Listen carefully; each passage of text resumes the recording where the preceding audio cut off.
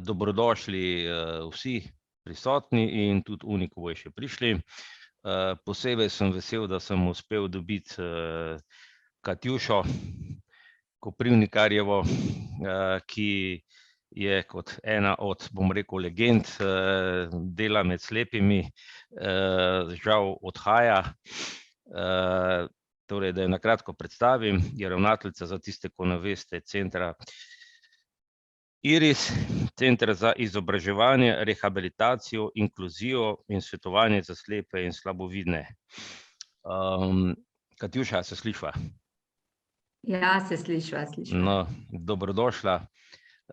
Tukaj, ko sem pred 2 mesecema te klical, sem slišal, da odhajaš, pa sem rekel, glede na tudi, da tudi jaz odhajam v penzijo, in bi bilo fajn, da pa imamo midva en tak pogovor, ko se delno poslavljava od slepih. Verjetno se ne poslavljaš čisto od slepih, a ne? Ne, jaz upam, da ne, no. Glede na to, da že več kot 25 let delam in živim s slepimi in slabovidnimi, predvsem z otroci, človek ne more kar tako prekiniti vseh teh vezi in iti čisto na drugo področje. Tako da računam še naprej, da se bomo srečevali, mogoče na kakšen drug način, ampak vsekakor, da bomo še vedno povezani. Zdaj čisto na kratko, se pravi, midva sva sodelovala, pa mogoče sva premalo sodelovala, ampak kadarkoli sva dober. Jaz imam zelo lepe, bi rekel, spomine oziroma ne spomine, pač vtis tako v enem takem prijateljskem odnosu sva bila več ali manj, čeprav premalo sva sodelovala, ampak saj bova še. Skratka, če greva, ti si po poklicu učiteljica športne vzgoje ter orientacije in mobilnosti, a ne? Zdaj, nekje sem zasledil, a si košarko igrala v Škofji Loki včasih? Ja, jaz sem že s športom povezana celo življenje, tako da sem veliko igrala košarko, sem pa tudi smučala, sem trenirala smučanje. Tudi moja potem izobrazba se je navezovala na to področje, se pravi, sem končala fakulteto za šport in se kasneje kot učiteljica športne vzgoje zaposlila v Centru slepih in slabovidnih v Škofji Loki. Zdaj, jaz se nimam za učiteljico orientacije in mobilnosti, tega poklica ni, tudi tiflopedagog nisem, sem pa učila orientacijo in mobilnost v Škofji Loki in to so bili moji prvi začetki redne službe, se pravi šport in orientacija in mobilnost. Kar se pa tiče košarke, ko si že omenil, Dušan, ja, košarka me je pa spremljala tudi od osnovnošolskih let naprej in tukaj v Gorenji vasi, kjer živim, sem vsa leta pridno trenirala, potem nadaljevala to športno pot tudi v Škofji Loki, v članski ekipi, kot trener mlajših, kot trener prve članske ekipe, skratka, do zaključka fakultete sem bila zelo, zelo povezana s košarko, čeprav moja višina ni primerna za košarko, ampak včasih se da s hitrostjo pa z iznajdljivostjo kot tudi na drugih področjih marsikaj narediti. Tako da sem res bila kar aktivna in na to me vežejo tudi zelo, zelo lepi spomini. In sem se tudi skozi ta šport ogromno naučila.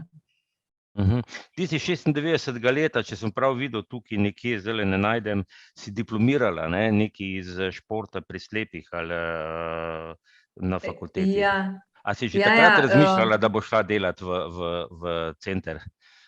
Veste, jaz sem imela eno željo, da bi medicino študirala, in ker smo bili takrat, ko sem jaz v gimnazijo hodila, sem hodila v Škofjo Loko, in to je bilo neko posebno usmerjeno izobraževanje, ker smo imeli zelo malo naravoslovnih vsebin.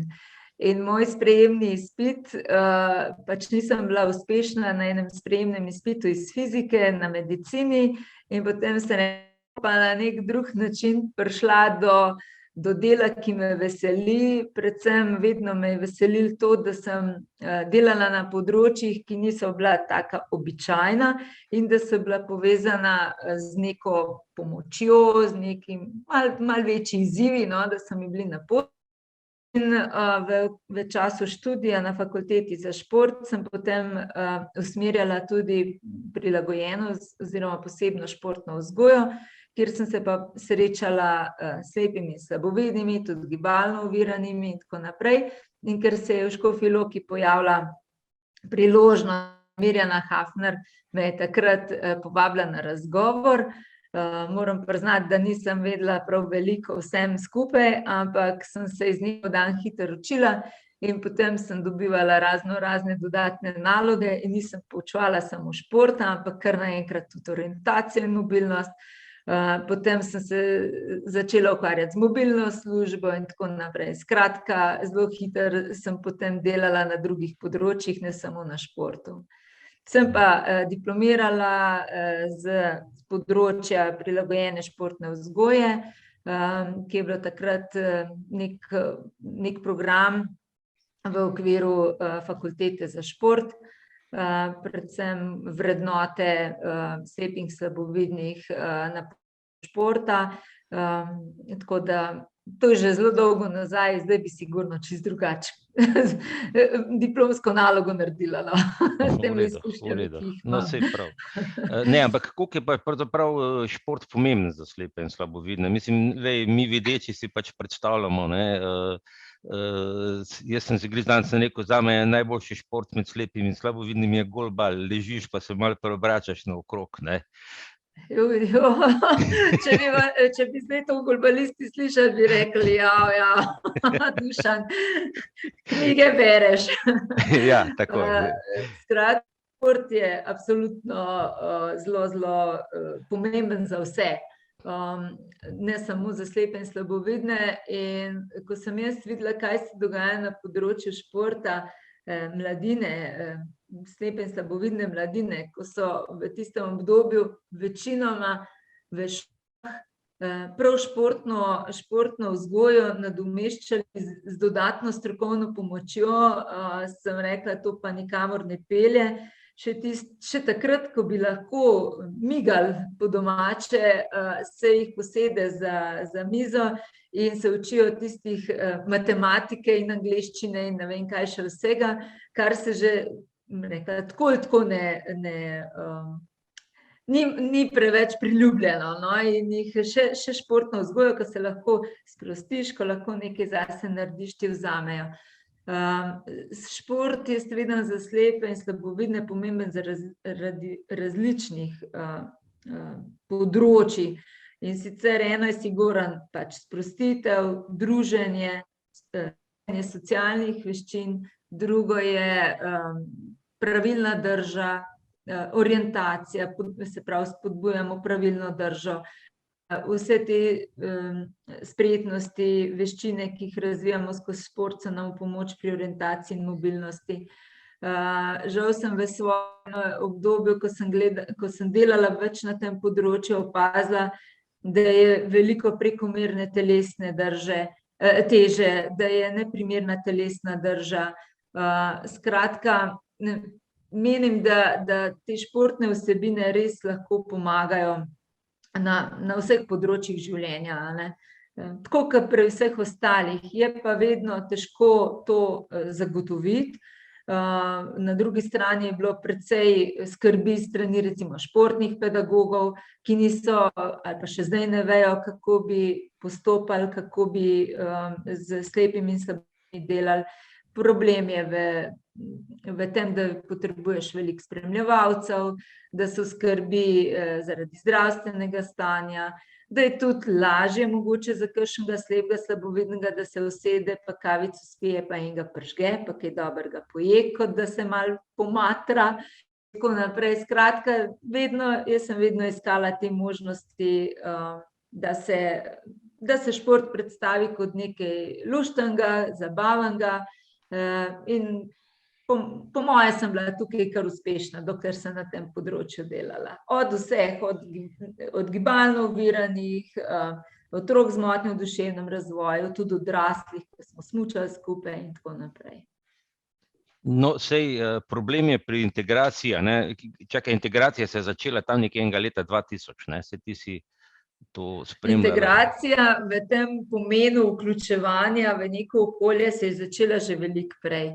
Tako da tisti slepi, kar nekaj slepih, slabovidnih je, ki so redne šole, predvsem srednje šole, obiskovali v svojem domačem kraju, in takrat se spomnim, ko sem jaz v Škofji Loki še poučevala, začela, no, da sem bila kar hitro deležna tega dela, no, da me je bivši ravnatelj, gospod Dolenc, hitro poslal na teren in da smo pomagali tudi dijakom predvsem in pa študentom takrat z nekim svetovanjem, tako daleč od te mobilne službe, ki je danes, recimo.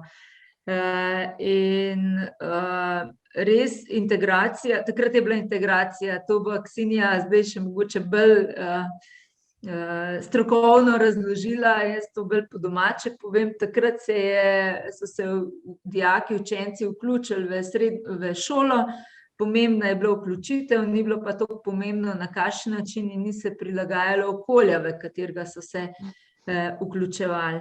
Leta 2000 je bil pa sprejet zakon o usmerjanju otrok s posebnimi potrebami, ki pa je uradno pač omogočal vključitev, gre pa za inkluzijo. To pa pomeni, da se moramo vsi prilagoditi, ne samo slep, slaboviden, oseba s posebnimi potrebami okolju, ampak da se mora tudi okolje pripraviti na sprejem tega otroka, učenca, dijaka, konec koncev tudi starejšega v nekem delovnem okolju. Tako da takrat se je pa potem inkluzija začela, kar je pa pomenilo tudi velike spremembe na področju vzgoje in izobraževanja. No, kako so pa, mislim, moja žena je učiteljica, zato vem, dejansko, ko dobijo kakega učenca s posebnimi potrebami v razred, je cel hudič nastane, ne, čisto po resnici povedano. Kako so pa recimo sprejemali slepe takrat, tako na veliko? Verjetno je bilo to kar problematično, ne, mislim, je bil problem. Ker ni bilo prilagojene stvari, ne, zaradi tega govorim, ne. Ja. Zakon je bil sprejet, niso bili pa pogoji zagotovljeni. Tako da je bilo veliko strahu, veliko pač izbire v šolah niso imeli. To moramo vedeti. V šoli so, v rednih šolah so morali otroke sprejeti, ker je pač komisija jih usmerila v redne šole. Tako da prav velike izbire na šolah, jaz ne pomnim primera, da bi otroka zavrnili. Seveda so se potem pojavile različne težave. Vse to sem mislil, ja. Ne da bi jih zavračali, ampak iz tega nastaje. Ja, tako. Pač zavedati se moramo, da v razredu ni samo mogoče slep, slaboviden, ampak je tudi mogoče kakšen otrok z avtizmom, pa z motnjo pozornosti, pa še kakšne druge, mogoče z manjše intelektualne sposobnosti. Ampak učitelji so se mogli prilagoditi in takrat smo tudi mi videli priložnost v centru, da je pa potrebno mobilnost službo zelo okrepiti, pripraviti nove programe. Namreč otrok v zavodu takratnem pa v centru ni bilo več toliko, kot jih je bilo včasih, ker so po moje čisto normalen proces je bil, da se bojo najprej vključili v redne šole, in takrat smo morali tudi mi spremeniti razne programe. Brane, izvoli, beseda tvoja. Ja, ravno pri tem, Katjuša, jaz sem veliko slišal pri integraciji, ne ravno pri športu, ko učitelji telovadbe niso vedeli, kaj početi za slepim. Vem kar nekaj primerov, ko je videl, da je dobil slepega v razred, k pouku, mu je naročil, če prinesi potrdilo, da si oproščen telovadbe. In v športno vzgojo mnogo sploh niso bili vključeni.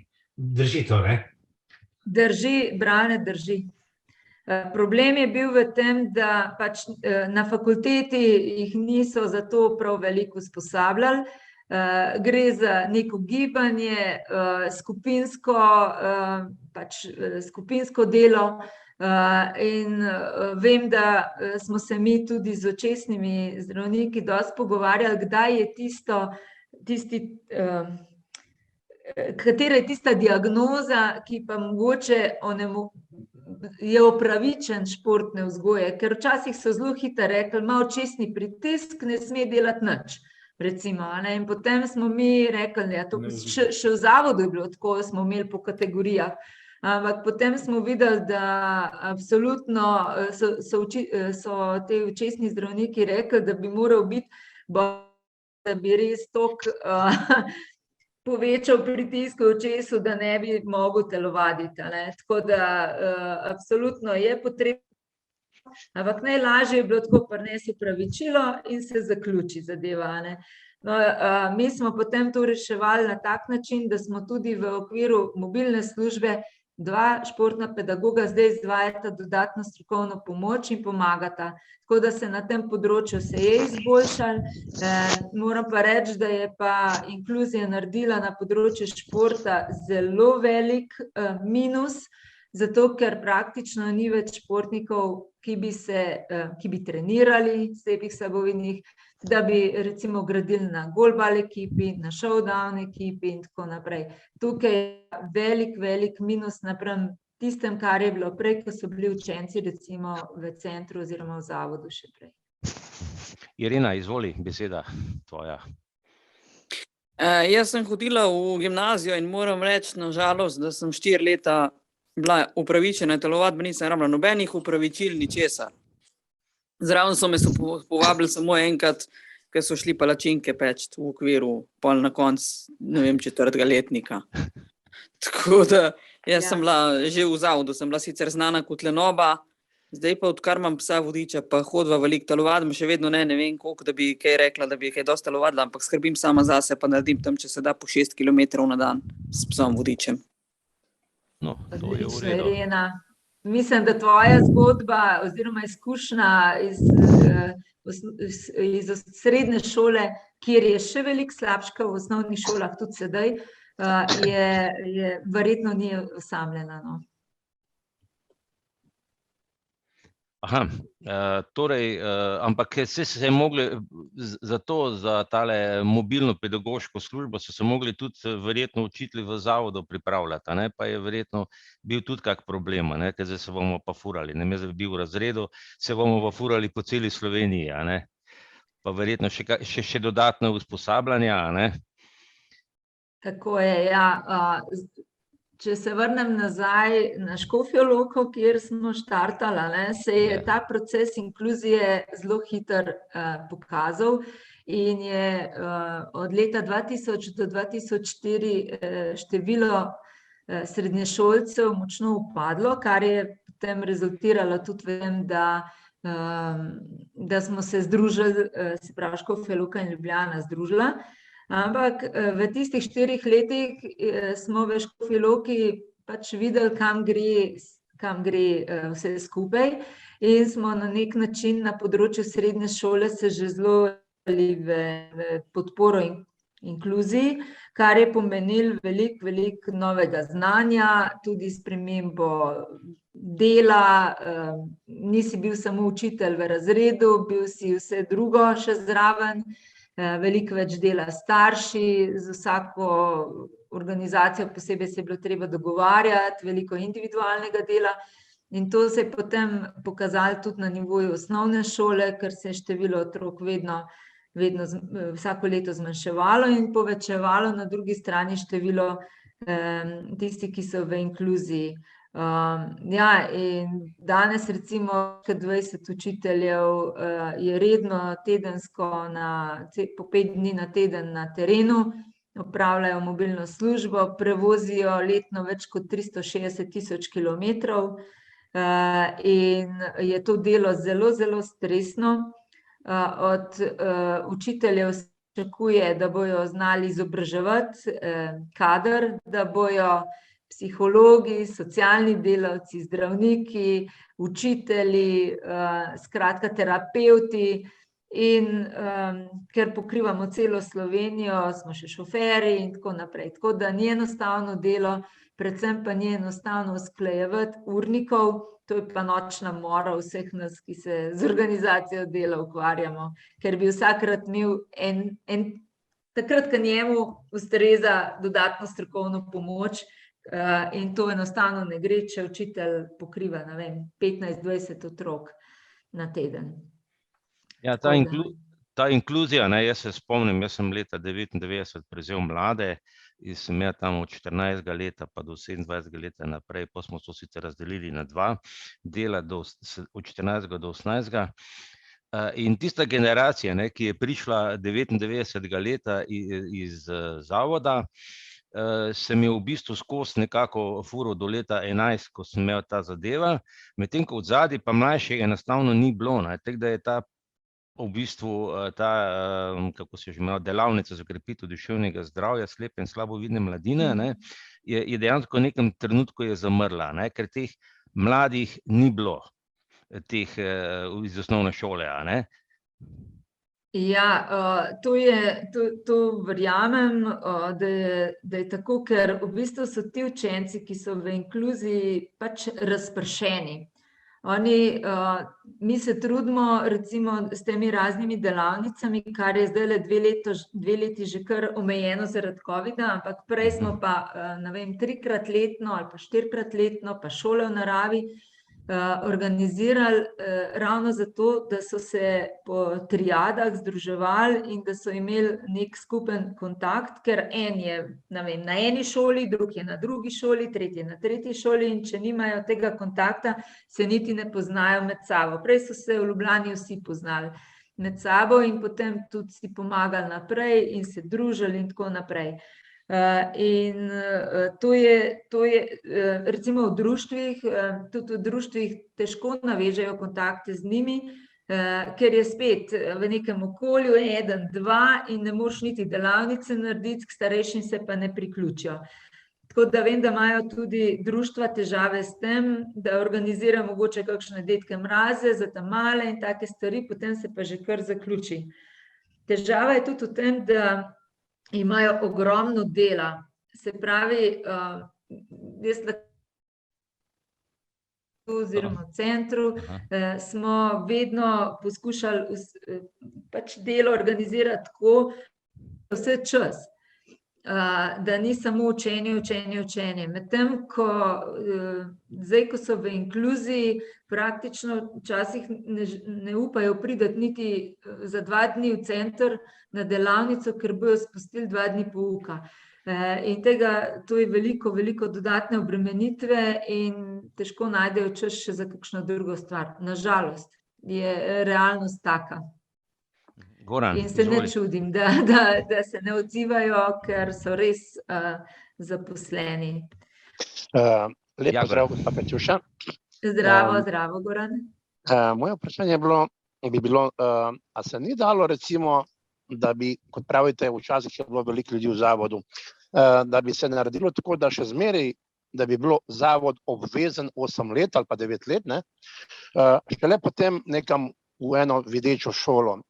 Ker jaz iz izkušenj govorim, na zavodu smo se več naučili samostojnega življenja, kar mi v tem trenutnem življenju res veliko pomeni, ker sem bil v zavodu, kot sedaj, kot so recimo ljudje, ne vem, v videčih šolah ali pa ne vem, sploh da nimajo kontakta z zavodom.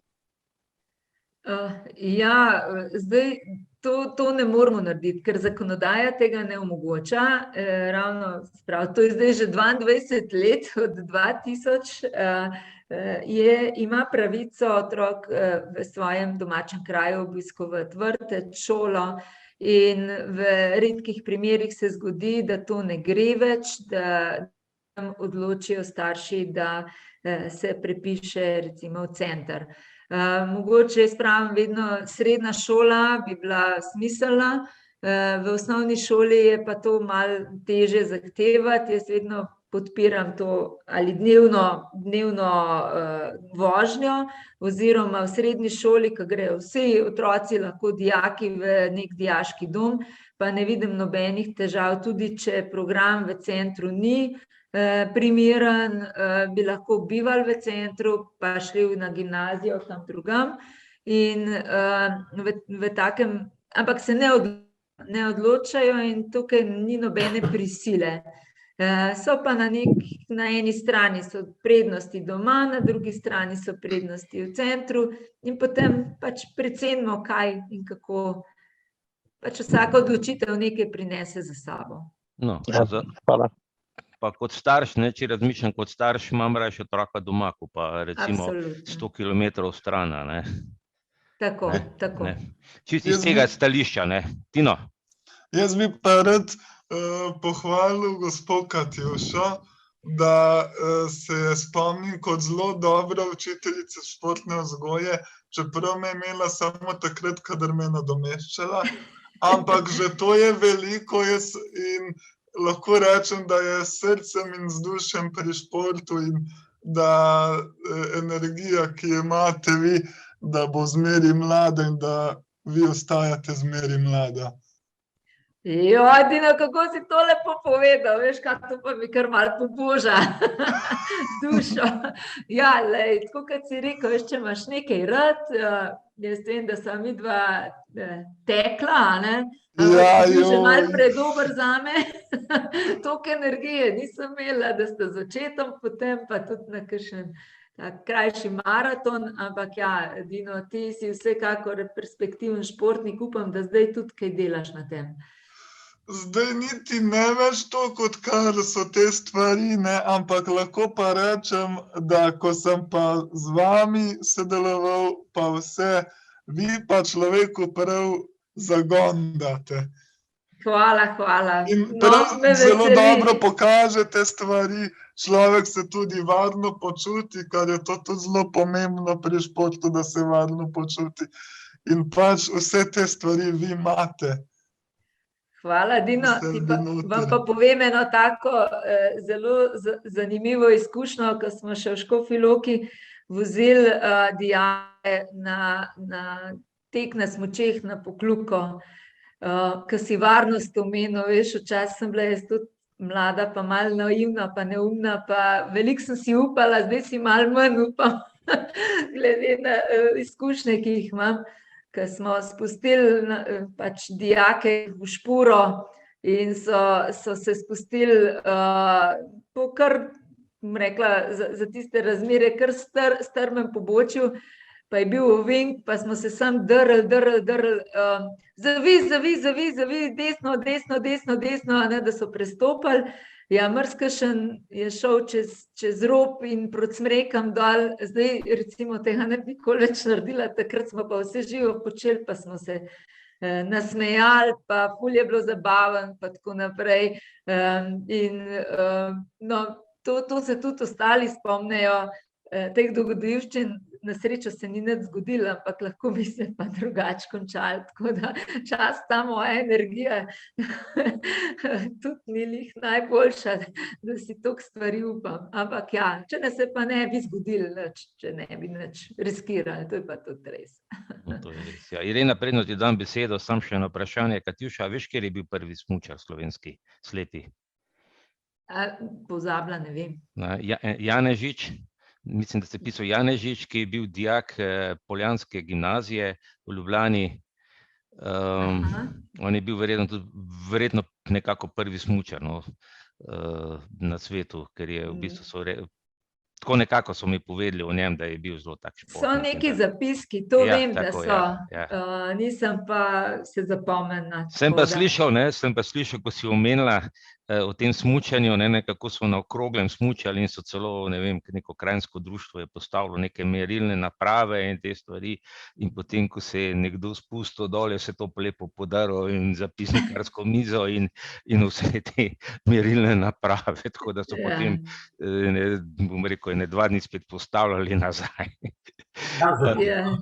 Testiral jih je. Testiral jih je. Ja, testiral jih je, ja. Irena, ti si hotela nekaj. Brane, po boš pa ti, ne? Po bi pa jaz, Dušan. Mene so orientacijo učili moji starši do šole. Jaz nisem imela nobene podpore, kaj dosti ne strani zavoda, ne strani ne strani Škofje Loke.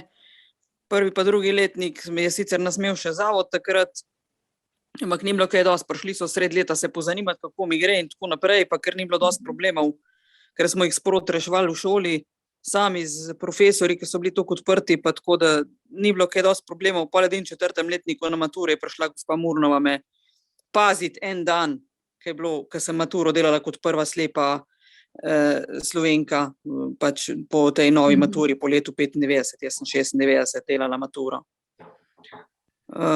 To je ena stvar, ja, športno se pravim, se kakšna stvar tudi prizadevam, še nekaj sem hotela, pa sem že vmes pozabila. Dobro, se boš pa javila vmes še enkrat. Če nam pozabila, pol spet. Ja, v redu. Družba, lepo pozdravljeni. Ja, Jaz sem prišel od zobozdravnika. Okay. Ja, zdaj sem se spomnila. Jaz mislim, da bi bilo treba enih, to je sicer vse tako, mislim, ampak jaz bi rekla tako, da če ne bi bila jaz v zavodu, ne bi bila danes, prvič ne bi dosegla take stopnje izobrazbe, ki jo imam, in drugič ne bi imela take volje in toliko želje po samostojnosti, ki jo imam, da sem toliko samostojna kot sem, ker jaz mislim še vedno, glede na to, da živim sama, da sem ena najbolj samostojnih slepih žensk v Sloveniji. In če ne bi v zavodu, tako da mislim, tudi iz tujine kažejo izkušnje z Norveške, ko imam stik z Norvežani, mislim, da bi bilo 5 let, recimo prvih 5 let treba, ampak to je vse pač hipotetično, da bi bilo fajn, da bi bil otrok v zavodu, da bi se tudi naučil neke, v bistvu te perspektive za samostojnost, da se potrudi tudi sam bolj. Ne bi rabo pa celih 9 let, celo osnovno šolo. 5 let bi bilo po moje čisto zadosti, da dobi osnove, ker v zavodu so nas res ogromno naučili. Čeprav v mojih časih že manj, zdaj pa sploh še dosti manj, ker so tudi otroci, ki prihajajo v zavod zdaj s tudi takimi drugačnimi dodatnimi motnjami. Že tiste generacije še precej pred mano, ki so šle ven, pa pred letom 90, to so pa znali čudo stvari in so bili res samostojni lahko. Hvala. Okay, hvala. Boš Katjuša kaj komentirala? Ja, ta komentar na pomoč zdaj, če si rekla 96, se pravi, jaz sem takrat doštudirala, da sem prišla na delovno mesto, ampak ja, verjamem, da ni bilo nobene konkretne pomoči, ker če se spomnim prav, takrat smo pol ure na teden imeli samo za svetovanje v mobilni službi. Sploh ni bila tako organizirana. In komentiram lahko še to, da tudi jaz opažam, da bi bilo najbolj smiselno, predvsem za slepe, zvoni mi zvonc, pa ker bojo drugi odprli, ker sem doma. Se pravi,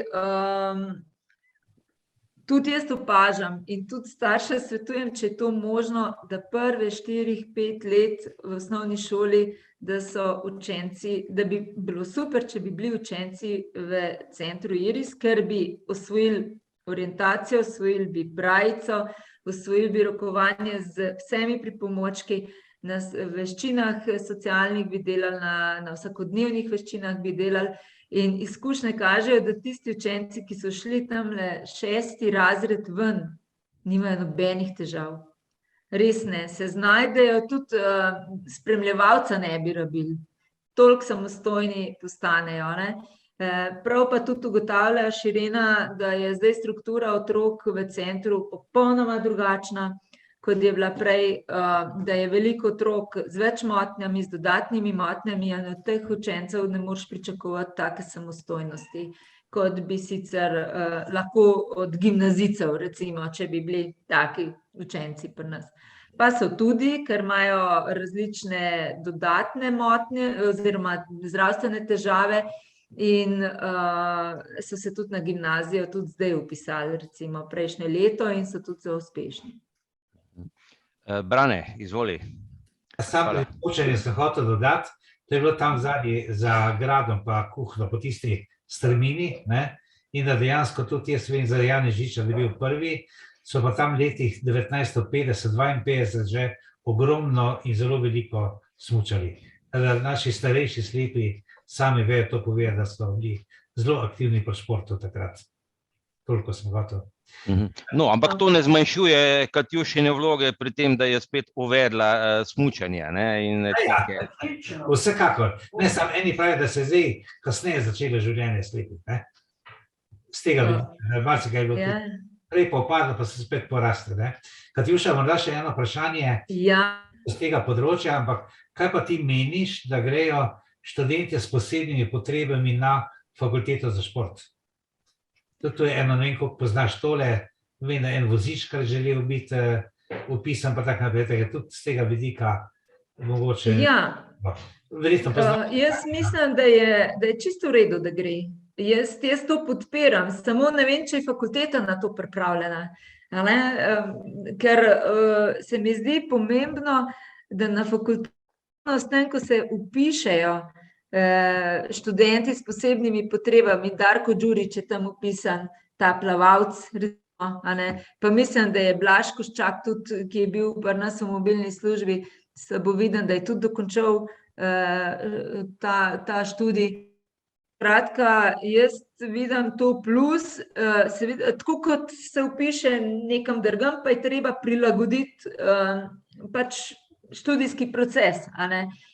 Imajo smer posebne potrebe, ampak če ne bojo imeli teh študentov, potem se ne bojo videli tudi tega, tudi bi morali imeti na pedagoški fakulteti vse skupine posebnih potreb študente.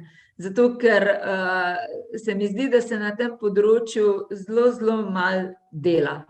Zdaj imam izkušnjo, recimo, ko hči medicino študira, pa pač živi ta naš življenje in je tudi veliko vključena v razne te aktivnosti, tudi pri nas je veliko pomagala v centru. In mi študenti bi rabili take module oziroma izpite, da bi se znali tudi z nekom, ki ima posebne potrebe, pogovarjati, znakovni jezik in take stvari. Skratka, tako kot v delovnem okolju, tudi se mi zdi na fakultetah bi moral biti dostop do teh dostop osebam s posebnimi potrebami, manjka pa nekaj, tako na srednješolskem področju kot na fakultetah. Mi imamo vsi zabetonirane programe in standarde znanj in te cilje, ki morajo biti dosegljivi. In če nekdo tega ne more doseči, potem ne more uspešno končati programa. Jaz sem večkrat povedala, da bi moral biti Skandinavci imajo na koncu študija kompetence, ki jih oni imajo. Recimo, če bi bil nekje športni pedagog, sigurno ne bo nekdo na vozičku učil v osnovni šoli pa kazal gimnastične prvine ali karkoli, ritmično gimnastiko in tako naprej, ampak lahko pa druge stvari dela, in bi morali drugačen sistem uvesti na fakultetah, da še zmeraj nekdo zaključi, ampak da ima te in te kompetence in ko ga ti zaposliš, da ima tudi, da veš, koga zaposliš in kaj je sposoben narediti. Tega pa v Sloveniji še nimamo. In isto je dekleta bi šla rada, ne vem, na vzgojiteljsko, na medicino, mislim, to srednjo zdravstveno in tako naprej. In se jim že v prvem letu prakse zatakne. Pa se lahko mogoče pomagajo, ta fleksibilnost sistema je pa, če ne bomo vključeni povsod, potem ne bojo vedeli, kakšne potrebe imamo in tudi ostalega kadra ne bojo znali izobraževati za delo za delo z osebami s posebnimi potrebami. To je moje mnenje. No, s tem zaposlovanjem si se tudi dosti ukvarjala, ta je tudi problematična stvar zaposlovanja slepih in slabovidnih. Ja, to je res in to me še skozi žuli in to je tudi moja vizija, tudi zdaj, ko zaključujem tukaj na centru, na tem področju nadaljujem.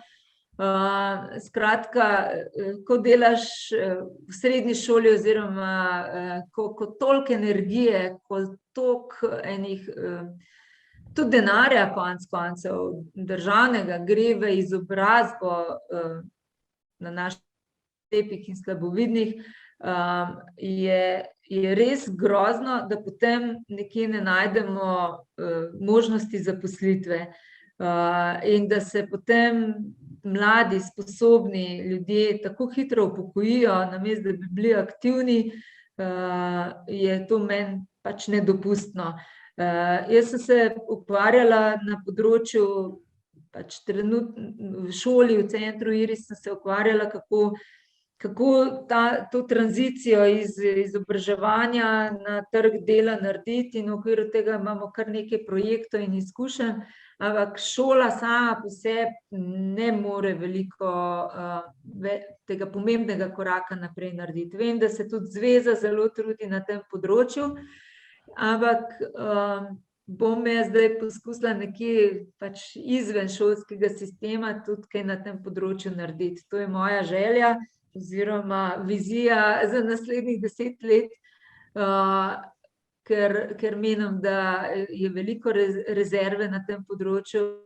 Seveda na drugi strani pa tudi upam, da so ljudje pripravljeni delati, ker samo če bomo samo pogoje zagotavljali, pa mogoče delodajalce prepričevali in tako naprej, da je fajn zaposliti nekoga s posebnimi potrebami, da je to doprinos podjetju, da je to spremeni neko klimo, da so na ta način tudi družbeno odgovorni, ne samo, če neko donacijo dajo in da sistemu dajo več na ta način.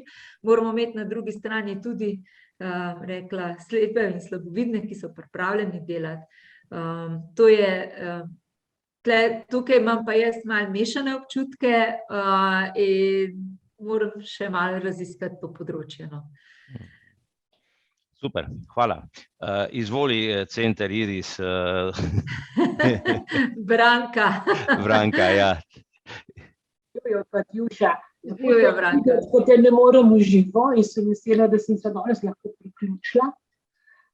Moram povedati, da je bila Katjuša moja zadnja ravnateljica v moji delovni dobi v centru Iris, da imam še najbližje spomine na njo.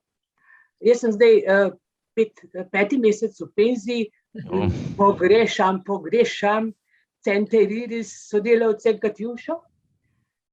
Moram reči, to sem tudi Katjuši povedala, da je bila ona od vseh 4 ravnateljev, ki sem jih imela, največja garačica. Res, jaz lahko rečem, da je bila to ženska, ki je največ garala, delala in v vseh teh letih, ko sem bila jaz zadnja leta recimo tam, je delala vedno več. In jaz se nič ne čudim, da tako naprej ne bo šlo.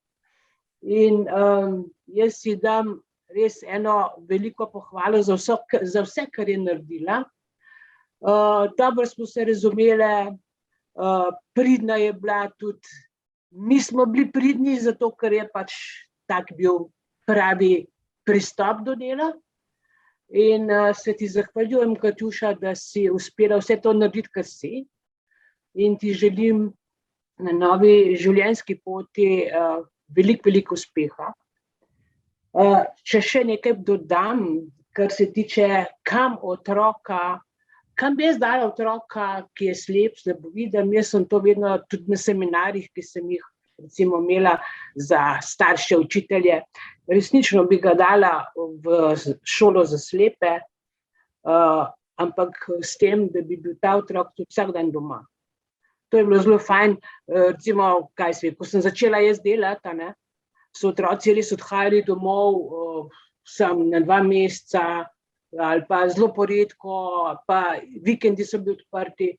Potem se je to zmanjšalo, so odhajali vsak teden domov, ampak če bi mene vprašali, jaz bi otroka imela vsak dan v šoli za slepe, res se tam največ nauči in potem vsak dan doma. Sploh potem, ko so bili uvedeni prevozi otrok, ko je to država financirala, mislim, da je to prav lepo speljano. Pa še eno stvar bi tukaj dodala. Jaz sem se v zadnjem času, pa zdaj tudi, ko sem doma, ukvarjam s problemom uspešni slepi in slabovidni ki so zaključili center IRIS oziroma Zavod za slepo mladino.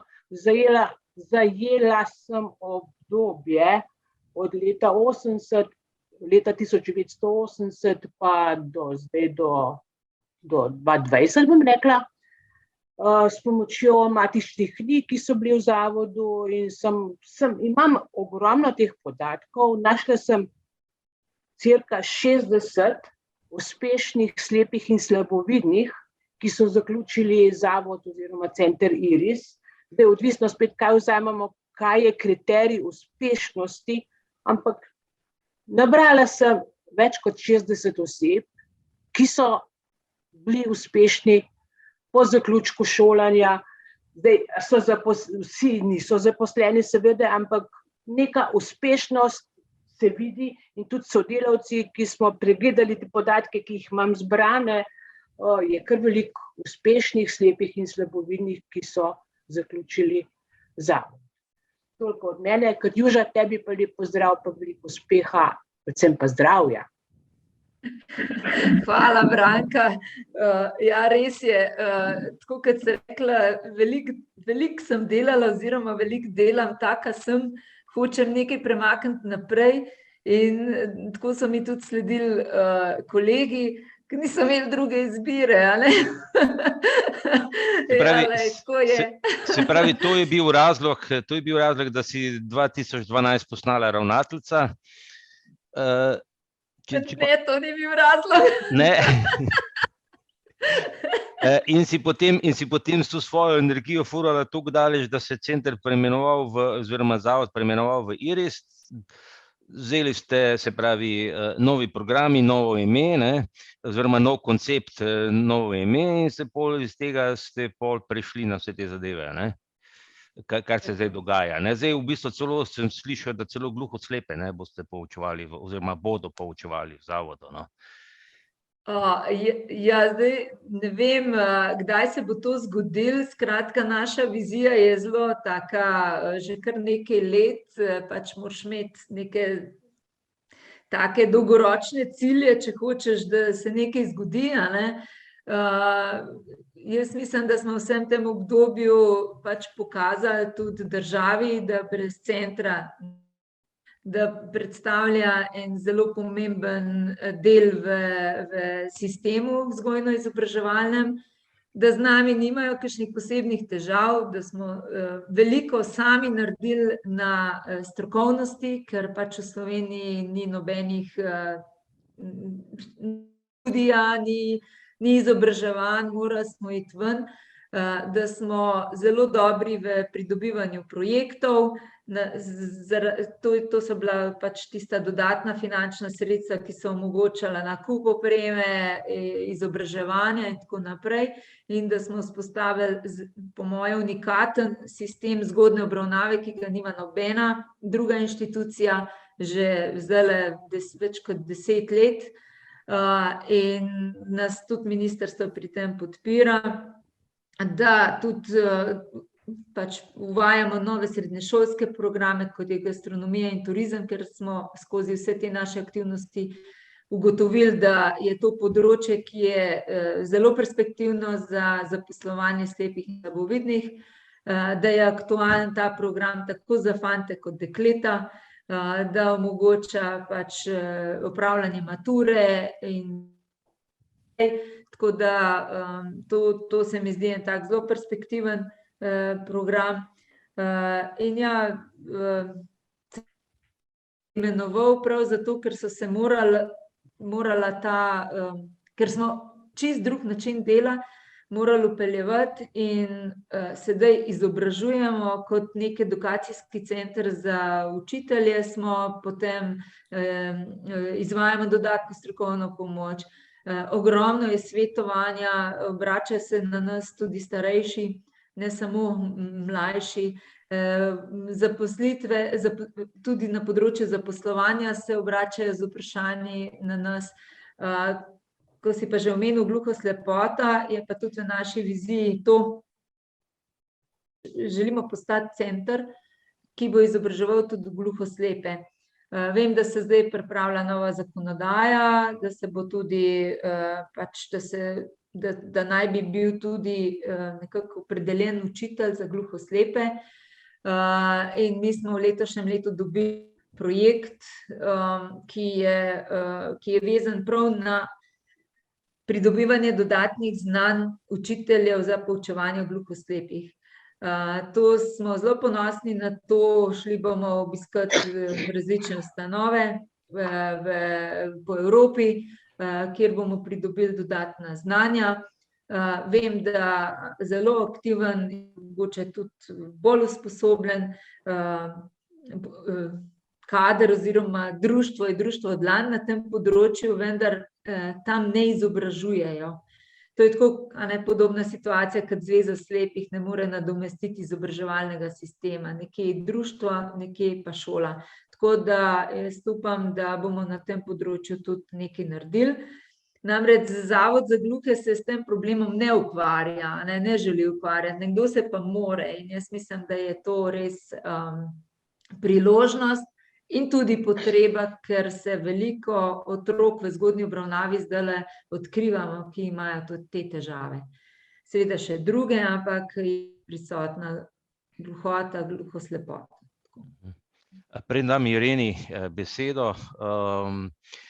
Branka, ti si zdajle mi predlagala eno temo za Zoom kavico, tako da velja se enkrat v marcu se slišimo na tej, da boš predstavljala te svoje izsledke. A je prav?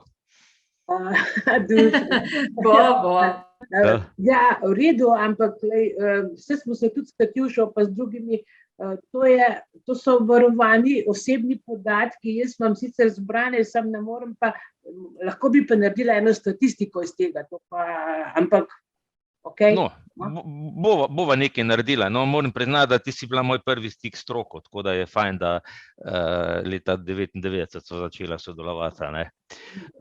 Tako da, Irena, izvoli. Ne slišimo te. Aha, evo.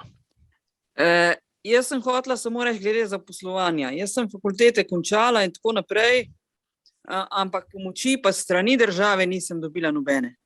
Nažalost. Na Soči so rekli, ja, mi ne poznamo nobenega v vašem kraju, če poznate koga, si sami izrihtite, če ne, pa ne boste imeli zaposlitve. In danes jaz sem že 17 let brezposelna in ne vem več, ne kaj iskati, ne kje iskati in priznam, da ne iščem, zato ker nimam pojma, jaz sem praktično naravnana in tako naprej, ampak res ne vem, kaj bi lahko delala v tem svetu, ker se računalništvo, nisem računalničarka, se računalništvo tako hitro spreminja, da se pravim, ne vem, nažalost. Toliko o tem, sam hotela sem o zaposlovanju omeniti. Bila sem pa na sejmu, ki so ga imeli v centru Iris pred leti, samo eden je bil zaposlitveni, tisti je bila pa zelo zanimiva izkušnja. Katjuša, boš Ja, ta sejem je bil organiziran in to bi bilo potrebno tudi naprej delati. To se strinjam, to je bil v okviru sodelovanja z Ameriško gospodarsko zbornico in absolutno je bil to primer dobre prakse. Tudi nekaj počitniških zaposlitev se je potem skozi te razgovore zgodil. Ta zaposlitveni sejem, veste, da je ta informativa pa tako naprej na gospodarskem razstavišču, kjer lahko grejo študenti in se srečujejo z različnimi podjetji in tako naprej, tam se slep ne more znajti. To mora biti drugače organizirano in ta izkušnja,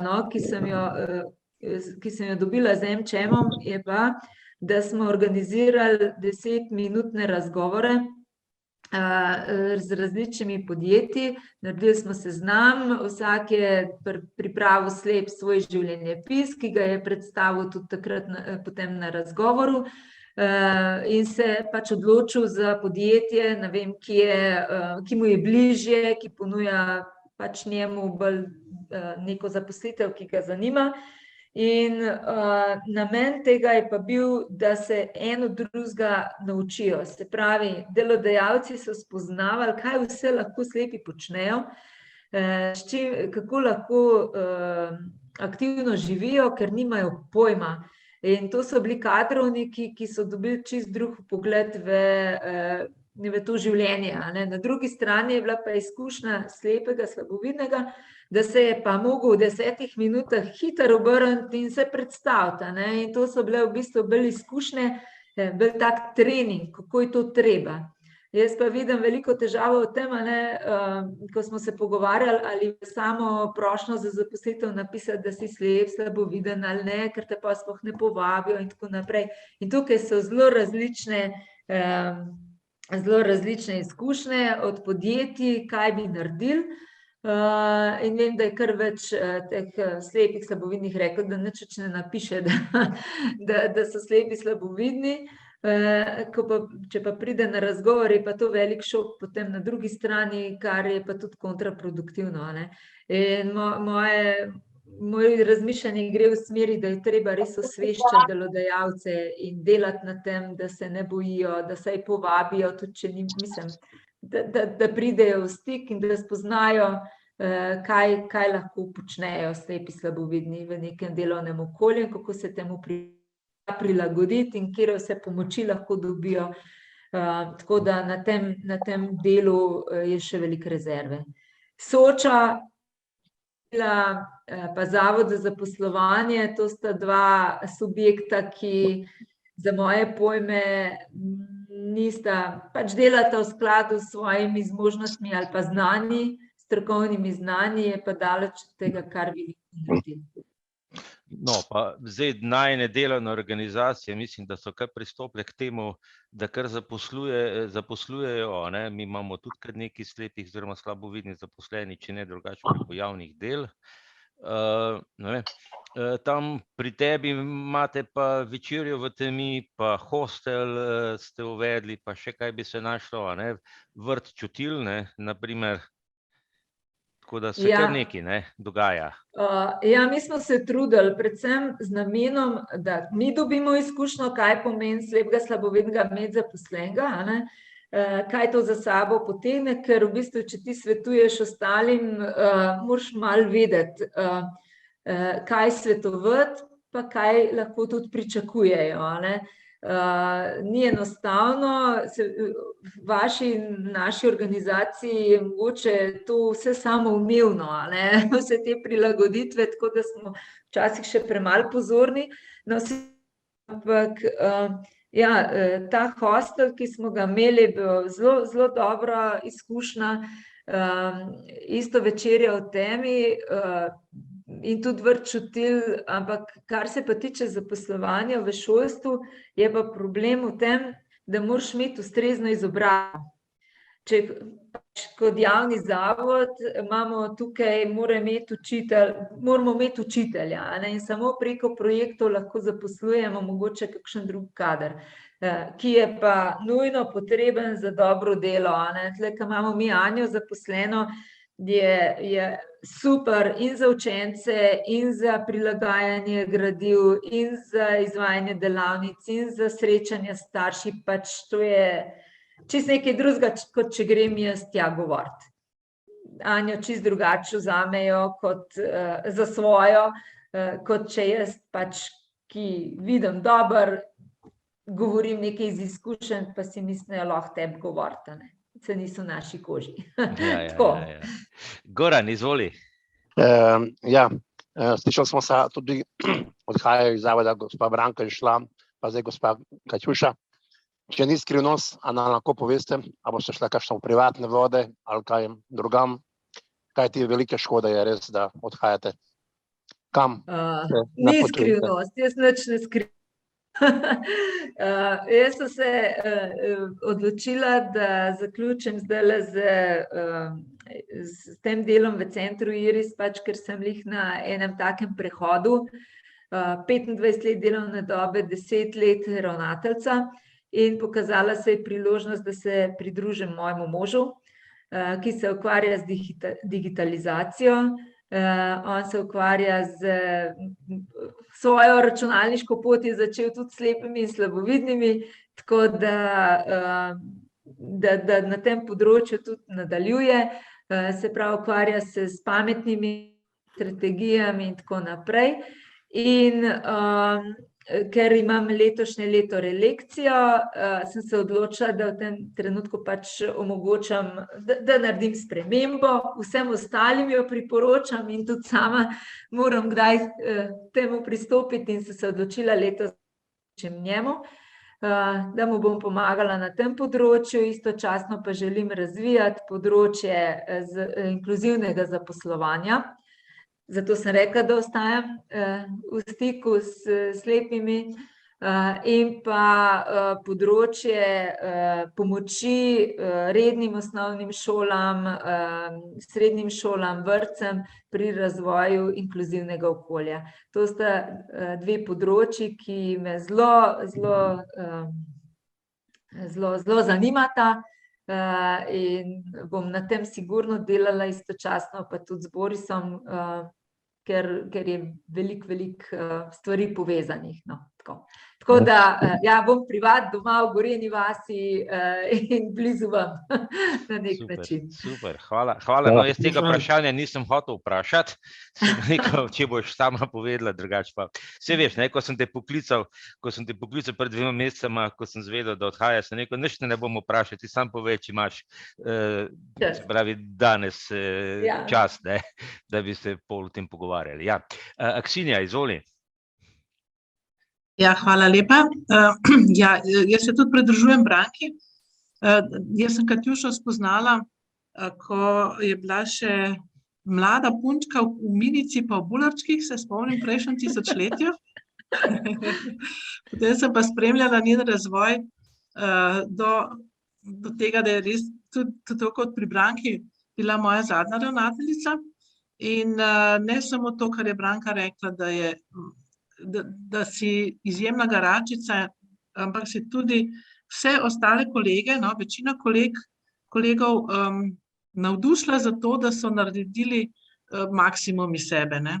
In tudi strokovno, ker jaz sem imela priložnost, da sem sodelovala z zavodom oziroma s centrom IRIS kot zunanja evalvatorka vašega poskusa centra in to je bilo tako izjemno, da strokovno, profesionalno narejeno in vedno, ko me vprašajo o zadevah glede otrok s posebnimi potrebami, izpostavim center IRIS kot nekaj res vrhunskega, ker dejansko, kot si sama omenila, zgodna obravnava, ogromno stvari, to pri drugih skupinah otrok s posebnimi potrebami ne gre tako.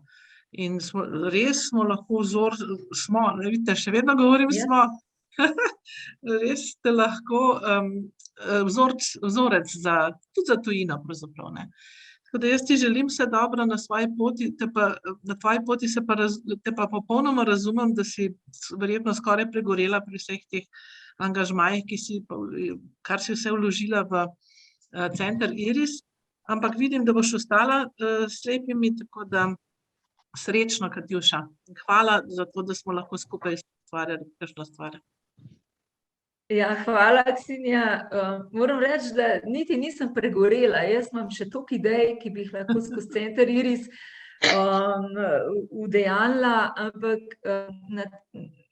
ker sem nekje na sredi in vem, da na tem področju zaposlovanja na centru IRIS ne bom mogla tega udejaniti, sem se odločila, da moram to na nek drug način. In ker rabiš za nekaj premakniti 10 let, kot sem zdaj rabila, želim tudi na tem področju, ker to je pa res izziv, ki še nisem. Tako da bo cela vertikala, da nisem in verjamem, da bomo prav zaradi te povezanosti konec koncev toliko majhni, kot smo, drugače ne bomo uspeli, če ne bomo povezani, da ali je to fakulteta, ali je to zveza, ali je to center IRIS, upam, da bom seveda lahko z novim vodstvom tudi tako sodelovala, kot ti recimo, ki praviš, smo, še skozi del nas, kar je res.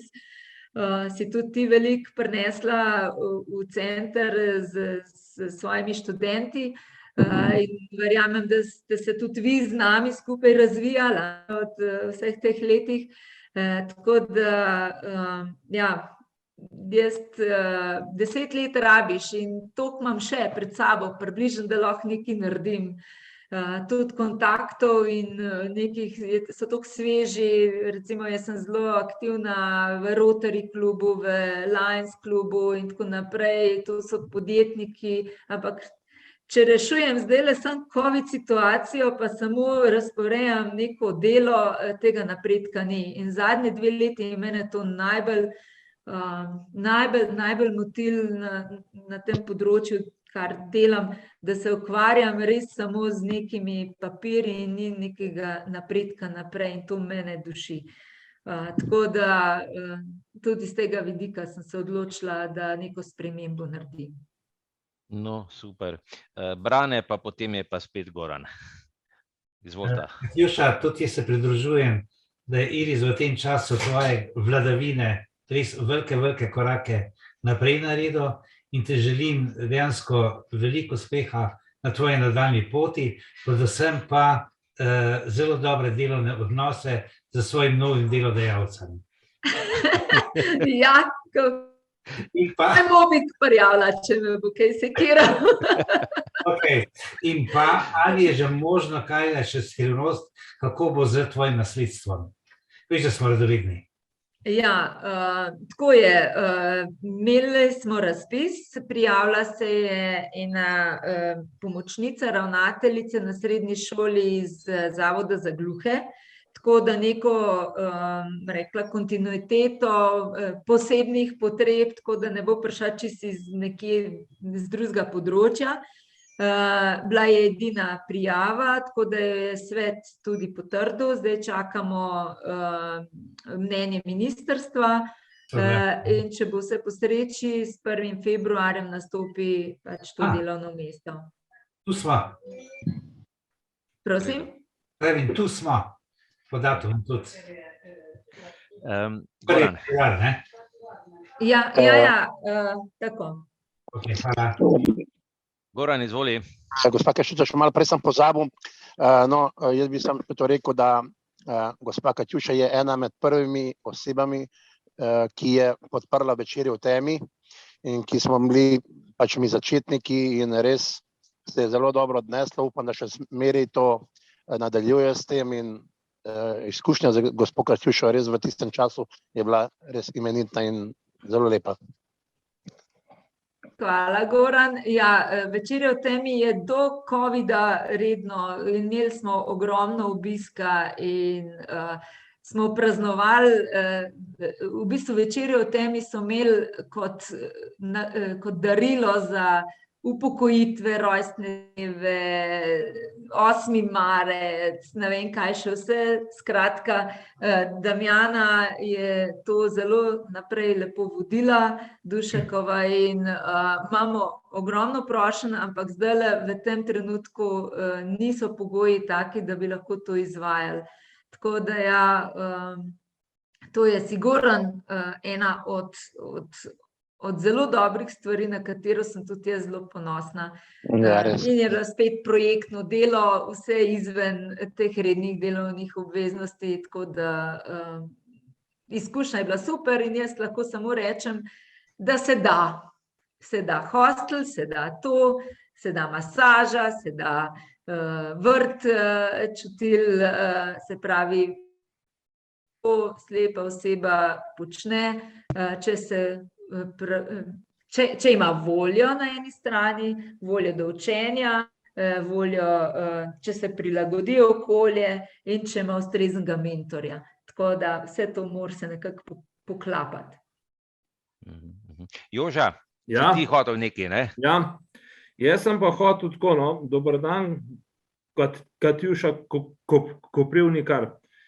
Mene pa zanima ena zadeva. Prej ste govorijo o tej šoli, ko slepi hodijo v te redne šole. Koliko so bili pozorni učitelji na njih, a so bili samo takrat, ko je bila Tiflo mobilna služba, a so bili tudi takrat, kadar ni bilo Tiflo mobilne službe, ker sem se z določeno osebo pogovarjal in mi je rekel, ki je hodil v to srednjo šolo, da je bil učitelj proti, ki je pisal na ta Brajev stroj, da je rekel, da ne si posname gradivo, on je pa pač poj nazaj rekel, ko bodo učenci proti, bom pa to naredil, dokler pa oni ne bodo proti, pa pač on tega ne bo naredil. Ja, veste, kako je. Zelo je odvisno od šole do šole, od učitelja do učitelja. Nekateri se zelo, zelo potrudijo, nekateri se pa pač po liniji najmanjšega napora. Tako da imamo zelo različne izkušnje, ker pravijo, saj imaš možnost iti tudi pač v center ali kamorkoli. Ampak tega je zelo, zelo malo. Zdaj Brajev stroj niti ni več tako moteč, ko imajo vsi. Ne vem, koliko je ta oseba, s katero ste govorili, stara in kdaj je hodila v šolo.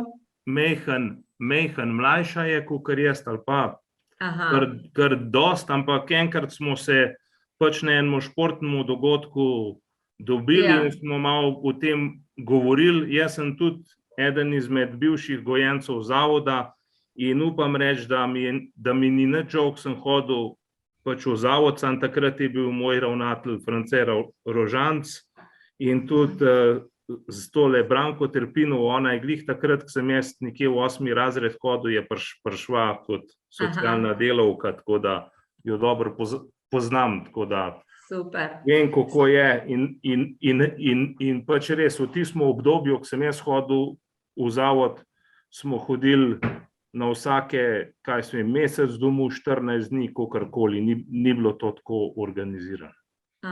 Mislim, so pač bile te štajerske skupine, primorske skupine, so hodili, določene so pa vozili domov. Ja, se pravim, samo izobraževanje zdaj poteka na čisto drugačen način, kot v časih, ko ste bili vi. Stroj je vedno moteč, ampak če je vse okej, tako kot mora biti, ta stroj zgine iz razreda tam v enem 4., 5. razredu in ga nadomesti računalnik in potem je tudi učiteljem veliko lažje. Je pa čisto od vsakega posameznika, učitelja odvisno, koliko ima empatije do tega, koliko je pripravljen kaj dodatno narediti. In sistem tudi zdaj tako deluje, da če kaj ni v redu, se hitro starši oglasijo, hitro povejo, da se česa ne zagotavlja, ker z vključitvijo v redno šolo je odzad stoji neka odločba, nek pravni akt, ki pač točno opredeljuje, kaj otroku pripada. Kot dodatna strokovna pomoč, povečan obseg časa pri pisnih prilagoditve pisnih gradiv, prilagoditve pri ocenjevanju, spremljevalec, pripomočki in tako naprej. In to smo pač dolžni zagotavljati. Na tem mestu pač veliko stvari poskušamo šolam pomagati mi kot Center Iris, kot podpora inkluziji. Tako da so zdaj časi popolnoma drugačni, zato je tudi manjša potreba po vpisu v Centru Iris, ker je res ogromno podpore. Drugače tako, jaz to uporabljam bolj klasično, bolj na Brajev stroj pišem, nisem toliko vešč računalnika, čeprav tukaj v domu mi omogočajo, da preko Zooma govorim, ampak sem pa še zmeraj pristaš te klasične pisave. Sem se poskusil tudi na računalnik, pa mi ni šlo. Sej, to pa bo mogoče tudi Aksinja kaj dopolnjena, je zelo pomembno, da brajica ostaja, da se piše in da se bere v brajici, ker to bi tudi, če bi bila gospa Tatjana Muren prisotna ali pa Marija Jeraša, tisti, ki učijo slovenščino, tuje jezike, absolutno podpirajo branje v brajici, fizično, zato ker je razumevanje, pisanje pač teksta, ki ga prebereš, razumevanje teksta, ki ga prebereš, čist nekaj drugega, kot če ga poslušaš. Tako da, absolutno, braillev stroj je pa tako, ko meni računalnik odpove, začnem s svinčnikom pisati, ali ko računalnik odpove, slep mora z braillovim strojem kaj napisati, če hoče, da ostane v kontaktu. Tako da, absolutno ne bi smel tega pač zanemariti. Grem pa tudi v naravo skoraj, kakor pa da bi pa računalnik usedel, no, čistko. Verjamem, prav je tako, čim večkrat. Gibanje, ja. Boris, izvoli. Hvala, Katjuša. Zakaj? Boris je roko dvignil. Ni? Ok, pa Jurči. Ok, prav, pa sem je. Vgledam, lep pozdrav vsem skupaj. Jaz se Katjuče dobro spomnim iz telovadbe, iz šole, iz zavoda, to je že zdaj veliko nazaj. Bi pa vprašal to, ste kdaj imeli showdown na tudi, kdaj trenirali showdown? Jure, ne vem, a sam meni prekinja. Ja, malo prekinja, ja. Tako da ne vem, če sem dobro slišala vprašanje o showdownu. Ja. Ja, showdown se razvija. Problem showdowna je spet podoben kot pri golbalu, se pravi, tisti učenci, ki so v centru Iris, so malo manj, motorično sposobni, da bi igrali showdown in je teh igralcev zelo malo. Po društvih se tudi težko organizira in teh igralcev je vedno manj. Kolikor spremljam showdown, ste to stari mački, še rekla ti bivši športniki, s katerim sem jaz delala, ali pa Grega Habjan, da ste samo redko kakšen se še priključi dodatno zraven. In to je tisti problem, ker ni dostopa do ostalih mladih, ne hodijo v Ljubljano, če je nek mladostnik v Mariboru, ne bo prihajal v Ljubljano na treninge in tako naprej. Prej, ko so bili pa ali v Škofji Loki ali pa v zavodu, oziroma centru, so bili. Zdaj smo te pa malo zgubili, Katjuša. Karkoli drugega, tako da showdown je zdaj bolj po društvih. Pri nas pa samo v okviru športne vzgoje se znamo, tudi igrajo, ampak da bi bilo pa kaj več, pa ne. Showdown imamo v Ljubljani dobro razvit. To je bil Goran. V redu? Ok. Jaz bi. Ja, izvoli. Lepo pozdravljeni vsi skupaj. Spomnim se Katjuše, potem tudi Branke.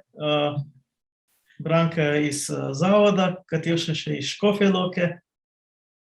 Zanimivo je bilo, fajn je bilo. Jaz se spomnim, imam lepe spomine na Škofje Loko, na zavod sicer tudi, ampak bolj drugo polovico. Se pravi, od 5. razreda naprej. Do 5. razreda so se sicer razne stvari neprijetne dogajale, kar glih zdaj tle ne bom razlagal. V glavnem, drugač pa kar nekaj sem odnesel, lahko rečem, od učenja. Bil sem zadovoljen, na primer v Škofje Loki je bila še ta možnost, da sem lahko tudi sam kuhal. Enkrat se spomnim, ko sem en vikend postal gor v Škofje Loki, pa sem sam skuhal, pač naredil faširano meso, pa testenine skuhal, tako da pa sem bil zelo vesel, zadovoljen, tako da marsikaj sem odnesel, v glavnem dobrega, pozitivnega. Tudi braillevo pisavo sem se naučil, pa tako vidno, klasično, tako da je kar fajn. Sem vesel, da sem bil in v zavodu in pa gor v Škofje Loki. res da izobrazba telefonist, to je že kar adijo, že takrat je moja mamica skozi govorila, da to ni perspektive. Tako da, kaj kdo misli, kaj kdo reče na te besede, ne vem, v glavnem, bilo je pa lepo. Ja, Jernej, jaz sem pa tudi zelo vesela, da te vidim danes. Jaz sem bila Jernejeva razredničarka, ne? Jernej, Tako je, ja. Ja, tako da smo se imeli super, pa Silvija je bila, pa Milan Samsa, pa Roman Egon, Mihael. Pa, ja, pa Anja Črnjevšek. Tako, ja, spremljam malo na Facebooku, tako da je res, tudi jaz imam lepe spomine, vi ste bili moji prvi, jaz sem bila prvič razredničarka takrat v Škofji Loki in spomnim se tudi obiska pri tebi doma, ko sem prišla enkrat na obisk k vam.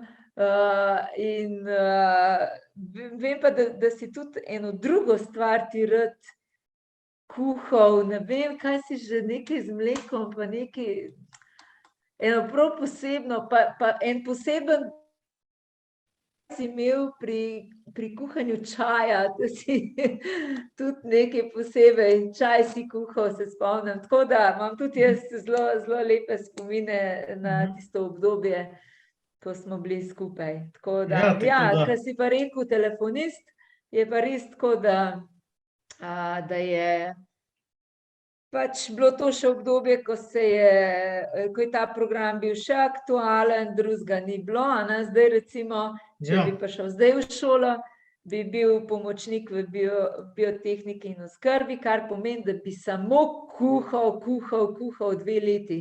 To bi se zdaj učil in bi bil to idealen program za tebe. V glavnem sem pa pač bil vesel, fajn je bilo, kar se tiče kuhanja, jaz se bolj tega faširanega mesa spomnim, pa enkrat sem naredil en biskvit, ampak čist po svoje. Dal sem 2 jajca, potem 3 žlice sladkorja, pa deci radenske, pa moke, toliko, da je lepo zagostilo, pa sem pa to nalil v prutven, pa spekel, ali je bilo dobro. Ok, super, dobro. Odlično. Hvala. Boris iz Beograda pozdravlja Katjušo, pa jaz bi mu dal besedo, če se bo oglasil. Boris, prosim, preko četa, če ste videli, tisti je poslal en mail. Ti, Katjuša, poznaš tega Borisa? Ne vem, mogoče, ne vem. Boris Blagojevič. Kako? Boris Blagojevič. Aha, možno. Boris, a se slišimo? Alt A. Ne bo, v redu, žal. Okay. Pozdravljam nazaj, lahko pa kakšno vprašanje napiše v chat, če bi bilo. Tako, če že ne more, ja. V redu, jaz mislim takole, je dvignil roko, ker Boris, prosim. Ne? Mikrofon mu ne dela. Očitno mu mikrofon ne dela. Boris, Alt A, ali nima mikrofona, drugače pa lahko besedo. Dušana, ga lahko ti odmutaš? Ne morem ga. Ne vem, jaz to ne znam, moram priznati. Ask to unmute chat. Tam, ko imaš participants in mu greš na Boris in probaš mikrofonček zbrisati, participant. Ja, se komič drugo. Ali pa da preslednico pritisne, pa drži. Ja. Ne bo enostavno. Ne bo šlo. Ne bo šlo. Ne bo šlo. Ko zdaj gledam, ask to make. Verjetno lahko vse mutaš, ne moreš pa v kontrasmer. V redu, Jelica tudi pozdravlja vse Porenta. Tudi lepo pozdravljena tukaj. Skratka, v redu, no, jaz mislim, da bi počasi končali. Katjuša, hvala ti, da si predstavila Zobarja. Ja, sem ga imela včeraj, dobro, da nisem vse zautečena. Tako da smo se lahko s tabo lepo pogovarjali. Lej, da vidim. Aha, kako je z gibanjem v folklori slepimi? Ok, Jelica sprašuje. Ja, to pa moram reči, da se je na nas večkrat so se obrnili različni mladim, rekla, ustvarjalci oziroma plesalci, da bi poskusili kakšne plesne aktivnosti speljati. Vem, da je bila ena punca enkrat, ki je to želela, pa težko, če ni šlo to skozi ljubljansko društvo tudi. Skratka, samim plesom se mi pri nas preveč ne, ker je premalo otrok, da bi sploh to razvijali, ampak jaz mislim, da se to vse da.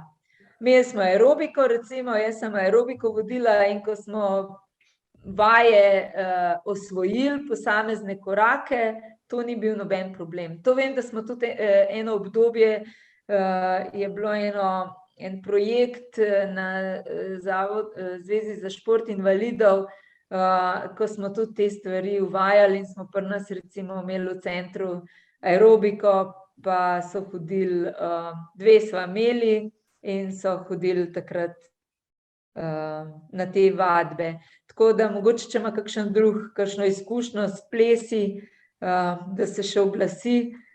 Jaz moram priznati, da nisem kakšen hud plesalec, zato tudi rajš sem se smučanja lotila kot plesa. Tako da, ja.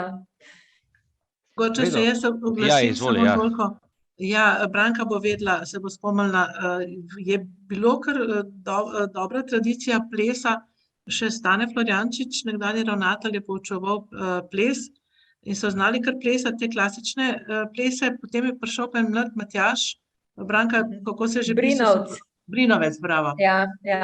In je izjemno dobro delal z učenci, so znali res plesati, ne samo te standardne plese, vem, da je pomagal pri nas, ko smo imeli musical z Belo palico, so se naučili teh skupinskih plesov in je bilo fantastično. Tako da se mi zdi, če bi bili otroci, ne, da ne bi, če bi bilo dovolj otrok, ki manjkajo pravzaprav ne samo za šport, tudi za ples, in za vse ostale dejavnosti, potem bi se tudi folklora seveda dala narediti. Ja, ples je super, super dejavnost za razvijanje orientacije in pravilne drže. To je odlična zadeva. Tako da to bi sigurno, ne vem pa, če se to kaj po društvih dogaja, no.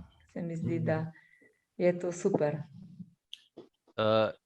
Irica piše, v 80 letih sem gledala nastop v Harmoniji, koncert slepih in slabovidnih, kjer so plesali belokranjsko kolo, predtem pa je bila razlaga, kako so trenirali in po kakšnem sistemu, ampak takrat si tega nisem zapomnila, ker še nisem bila slabovidna. Goran, izvoli. Jaz bi samo dodal še, da včasih je to te plesne vaje vodila gospa Lipuževa, ne, v tistem času. Tudi, ja, točno, Danica Lipuš, ja. Dobro je bilo, fajn. Okay, Dušan? Ja, izvoli, Jože. Takrat, ko sem jaz hodil v zavod, je učil Stane Florjančič, kot ste že prej rekli, ampak imeli smo pa tudi folklorno skupino, ki pa meni se zdi, da je učil Marjan Tancik. Tako da takrat se je dogajal, kar se tega tiče, tako da kdo je pa poj učil, vem, da je tudi Lipužova, kdo je pa poj še naprej, pa ne vem. Ampak takrat jaz vem, da so se zavzeli in so bile plesne vaje vsak četrtek. Imamo zgodovinski spomin v živo, evo, to je krasno. Ni to fajn, takole se malo. Je pa tako, dober je, da ima človek pravilen pristop do slepe osebe, ker pred leti sem jaz nekje zasledil, ko mi je še pokojna mama prebrala, da je pri nas na Bohinjski Beli nek učenec, neka oseba govorila v vrtcu, kako slepi živimo, sicer meni so šle kocine po koncu in sem jaz pa tisto vzgojiteljico baral, kaj so vse imeli, pa rekel, veš, otroci so majhni, pa tega ne razumejo, sem pa jaz pač tej ženski rekel, veš kaj, če bi jaz prišel s pravilnim pristopom, sigurno bi zastopili. Ja. Dobro. A ćemo tukaj končati zdajle. Ura je čas. Hvala vam, da ste si ga vzeli. Katjuša, tebi veliko sreče na novi poti. Dej, ko boš začutila potrebo, pa dej, pokliči me, pa da predstavimo to tvojo zadevo. Mislim, da bi bilo zanimivo za vse. Tako da,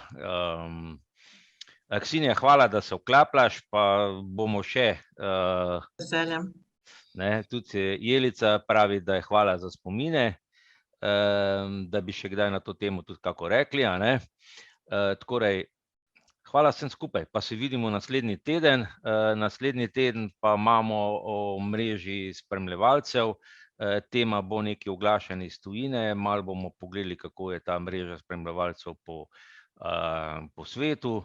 Tako da mislim, da bo tudi kar zanimiva zadeva. To bo pa v redu, ja. Hvala vam, se vidimo naslednji Hvala. teden. Družba, fajn se imejte. Hvala. Uživajte. Vsem Dajte pa še besedo. srečno in smo. Se vidimo. Čau, čau. Ja. Čau. Jo.